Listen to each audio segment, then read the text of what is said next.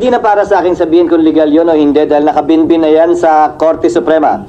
Naghain na ng karampatang kaso para sa habeas corpus ang ilang individual at nakabinbin na sa korte yan at pinakomentaryo na nga ang pamahalaan kaugnay niyan. Siguro mas kaya kong sagutin na tanong ay ito. Papaano kung nanalo ang mga petitioners? Paano kung yung nag-file ng petition for habeas corpus, meaning produce the body, ay nagwagi at nag-utos ang Korte Suprema na i-produce yung katawan at iuwi dito? Anumang desisyon ng Korte Suprema, hindi binding sa ICC. Dahil wala namang jurisdiction ng ICC doon. Pero binding ang anumang magiging desisyon ng Korte Suprema, kunwari lang, sa mga opisyal ng pamahalaan.